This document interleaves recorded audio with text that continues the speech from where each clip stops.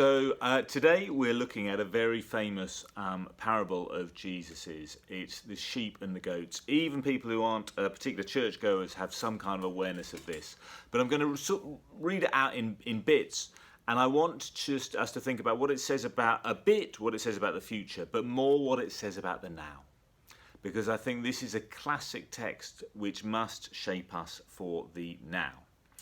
And it starts off like this: when the Son of Man comes in his glory and the angels with him, then he'll sit on the throne of his glory, and all the nations will be gathered before him, and he will separate people one from another as a shepherd separates the sheep from the goats.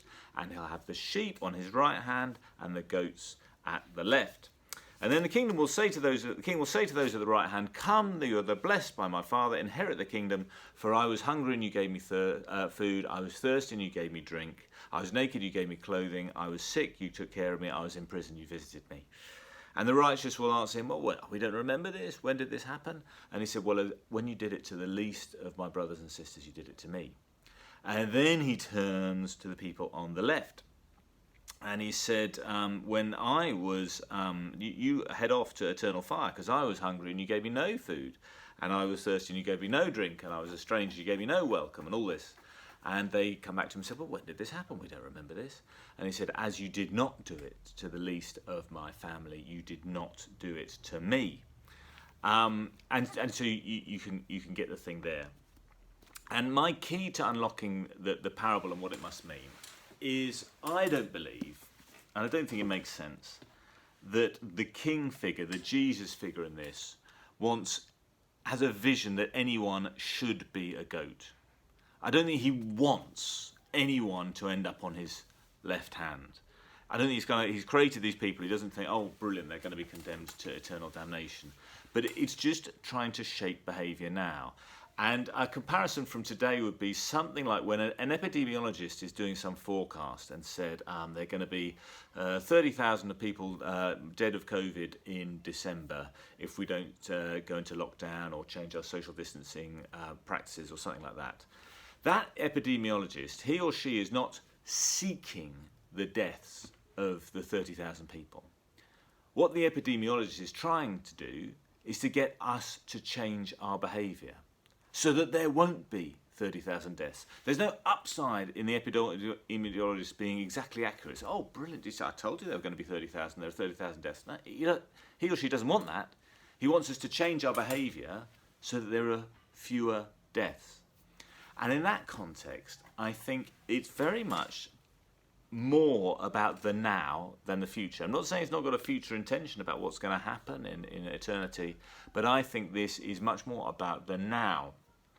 Now, a good example which makes me think about this is just look at Jesus' life around this point.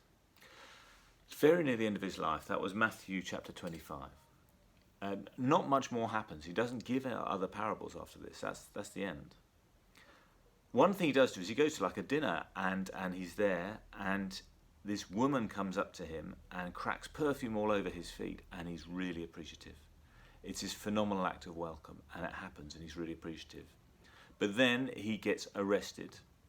He goes to prison.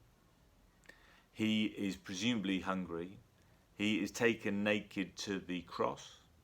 On the way to the cross, a stranger meets him and carries his cross for him, Simon of Cyrene. When he is thirsty on the cross, he says, "I'm thirsty, I thirst." And the soldiers play a trick on him. They give him wine vinegar rather than drink.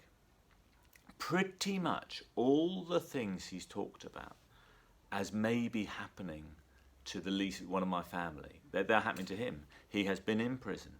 He has been hungry. He has been thirsty. He has been a stranger. He has been naked. All these things are happening to him. And sometimes the humans do nice things to him, and sometimes the humans do not. And this makes me it entwines this teaching very much into the here and now to me, in terms of what is happening. And it's a reading that liberation theologians turn to a lot. And the whole point about liberation theology is it just doesn't stop. It doesn't stop with us just reading the Bible. It must be turned into action. And I think this is I can see why. If you're reading this parable and you hear it, And then you just go, oh, well, that was a nice day at church. And then you just go back to whatever you were doing before. The parable has failed. My talk here, if you like, has failed. Because the parable compels you into action.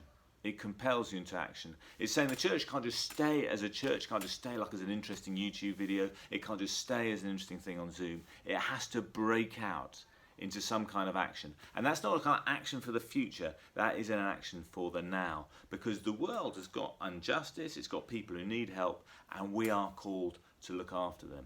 That, to me, is the primary aspect of this parable. So don't look about it so much for the future, think about eternity. Think about this one for now, and what you're going to do now as a result of having heard it. Amen.